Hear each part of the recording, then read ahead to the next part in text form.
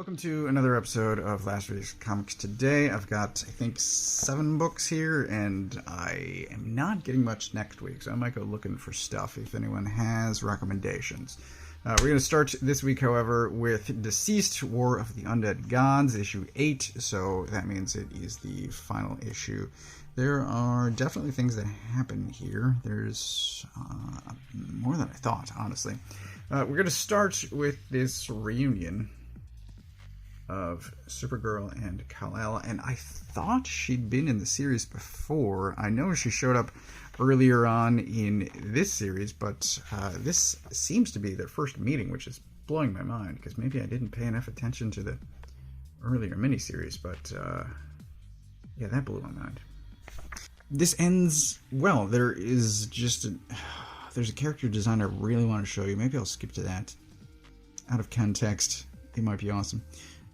This ends really well. It wraps up a bunch of stuff. I would love to continue with these versions of these characters. I still want Todd to make action figures of these character designs, but it ends well. I do recommend it. I will be getting the collection of this once that comes out in a couple of months, but this is awesome. Let me find that page. So this happens at one point. Eros.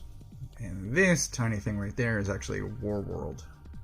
So you can see just the scale of how massive this thing is. It's pretty insane. But book is great. I love it. It was a great finale, and I recommend it. Up next we have Barbaric issue 3. This was, well, it came out the week prior, but my shop didn't have it. I have it now. It's all good. This was awesome. So, this guy is in hell. He's actually with her. That horn thing doesn't happen, but whatever. That's fine. So, there's this great flashback opening, too. It's kind of sad, but also hilarious. The cast is split at this point, with at least one, depending on how you classify, another 2 of our cast in hell, and the rest of them on Earth trying to get to him. It's pretty awesome. We've got Frogley here. This guy's awesome too. Love him. Frog with a monocle. Love it. This issue, however, was just great.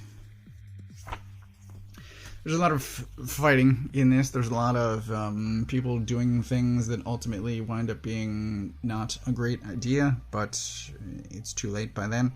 So I love Barbaric. I love this team of Morrissey and Gooden, and I absolutely recommend this as well. I'm going to have to pick up volume 2, I guess, in softcover, because I don't know. I've got one in hardcover. I was hoping the others would also be available in hardcover. Seemingly not. So, I don't know. I gotta get that. I do want to reread this. I've mentioned previously how I was... the series isn't yet that long. The overall Barbaric multi-volume series doesn't have that many issues, and I was just having a hard time keeping track of some of the characters. I do want to reread it. However, this issue, I didn't have that issue. Everyone is very clear about who they are, what they want, what they're doing, and this is a just fantastic issue. Immortal Sergeant issue 4. This is probably my pick of the week, but I'm gonna finish going through the stack and figure it out then. But Immortal Sergeant, I have loved this series. I think the 3 prior issues have each gotten pick of the week when they came out, so odds are good. This one is going to get it as well. It's just a phenomenally told story about this guy and, surprisingly, his son. His son showed up in issue 2. They started a road trip last issue. We get an answer about why they've gone on a road trip, and I guess the intended destination. But it's absolutely amazing. I love this. And once again, I was reading this in bed. I started laughing at a particular scene, and my wife asks why, and then I'm explaining to her. But it starts with this, which is the first amusing thing I found.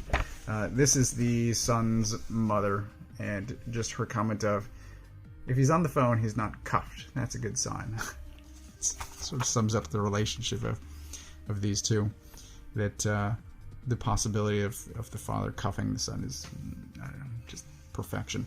But then a minute later, I'm laughing again at this. Oh, this will cheer you up. This is a flashback. That's his father there. He says, "Oh, this will cheer you up. We're getting a divorce because your mom's a d***. Happy birthday." Oh my god, it's so good. It's amazing. The art is phenomenal. The story is great. Did I mention that we get some answers this issue about? Yes, I did. About the road trip, where they're going, why they're going. It's just absolutely amazing. I love this book. The Mighty Barbarians issue 1. This is the same writer as Barbaric, so Morrissey down here. I jumped at this when it showed up in previews, but I don't think I'll be continuing. I'm just noticing Snakes vs. Polar Bear. I like the composition of this. Anyway, I must not have really read the solicitation text because I didn't know what I was getting into, but as soon as I open the cover here, you see Cull, Morgan Le Fay, Nanook, Anansi, and Birka. And this quote from Robert E. Howard. So, essentially what's happening here is Morgan Le Fay has taken on the MCU Nick Fury role, and she is recruiting multiversal public domain characters for a super team in order to fight something else. And it's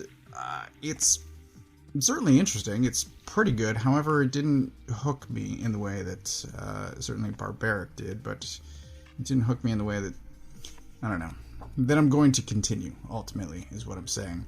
And what this is at its core is it's a team book, again, to combat something greater. But I've had this theory for a while, and I don't think I've said this aloud yet, but in certainly the modern era, I don't know how far back this goes, but if you have a team book, within the first arc, somebody needs to join the team, somebody needs to die and or betray the team. Now, given this, I'm going to say, just based on who she is, Morgan Le Fay is going to be the betrayer of the team. Certainly if they find anyone else with a similar power set, so if somebody else does join, then she's definitely going to betray the team. Because if you have two people with the same power set, then one of them is unnecessary, so one of them is going to die or betray the team. So, because I'm not continuing, I don't know that any of that will be true, but those are my guesses. I'm staking that claim to this book. If anyone does read this, please let me know, but I don't know. Like I said, it just didn't hook me. The art's good, but the story, I don't know. There just wasn't enough there. Again, that's great. So, for anyone else that's interested, go ahead and grab it. Superboy, issue 1. I think I've talked about enjoying Young Justice before on this channel. That's still true. I do like Connor. I also like John, but Connor has certainly been around for longer. He's got kind of a baby face here, which I don't especially like, and this green car really needs to be retired. Just stop with the green car. But essentially, the root of this story is Connor is back and he's trying to find his place in a somewhat crowded world of other super people. And so he winds up going to the Fortress of Solitude to talk to Keelix in order to find out where he's needed. He looks off-world. He finds all of these distress signals. He grabs this teleporter bracelet that I'm sure is going to be a plot device coming up. And he's going to fight some Dominators on another planet. He's like, well, if Earth doesn't need me, I'm going to find somewhere else. And so he winds up fighting these people. Cool character designs. This did not hook me, so I won't be continuing. I believe this is a 6-issue series like many of DC's, I guess, recent launches. This is another book that just didn't hook me. One thing I wish I was able to show off, I mean I was able, I just chose not to, from last issue is there's a great final page with Bruce Wayne being arrested for the death of Simon Stagg. And what prompted that was an article written by Clark and Jimmy that laid out the entire reasoning why it was Batman. And obviously those are reporters, not cops, but it was just spectacular the way that story unfolded. So this issue starts, I skipped over a couple of pages here obviously, but this issue starts with a conversation between Bruce and Clark, and it's pretty amazing about how that story unfolded. I do like this too. It's creepy, but I like it. Just unfolding about how this came about and what the consequences are. But for now, Bruce is being Bruce instead of Batman, and Clark is teaming up with Robin to investigate, once again, death of Simon Stagg. I'm trying to find Metamorpho, who was the original person of interest, and we get Oliver Queen talking to Bruce. We've got a little bit of French in there. The art, as always, from Dan Moore. This is just spectacular. The art from Dan Moore is frankly amazing, as always. Look at that. And the story is spectacular. I'm weirdly still pulling this off the rack each month. I've never added this to my pull list, but I think it's time. This team of Wade and Moore, I didn't think it was going to last, and somehow they're going to be working on $2 once Shazam starts. But yeah, I didn't think this was going to last, and it turns out it is, and I'm loving it. And this Simon Stagg arc is fantastic. There's some answers here and some new problems by the end of it, and it's spectacular. Harrower, issue 3. This is a 4-issue series, so this will wrap up next issue, and I don't know how much of this I can flip through. I think next issue we're going to get all of the answers. This issue we get some of the answers about what is happening, what's going on, and it is just outright slaughter. The cast is basically boiled down to one person out of a friend group, and this guy, and it's amazing to see. I do love this series, but holy cow, I don't want to show any of it. Highly recommended. Last issue was the party. So in typical horror story fashion, there's a party and the slaughter begins. The slaughter continues here. There's a couple of showdowns, and it's just so very good. Highly recommended. It's at a point where there should be a collection coming soon, but it's also easy enough, because it's only 4 issues, to just grab the first 2 if you can find them. I don't know how sales have been on this, but it's an amazing read. Highly recommended. So that is everything that I got this week. I suppose there's only 1 issue that's ending, but there's 2 I tried to add to my pull list and ultimately aren't going to make it.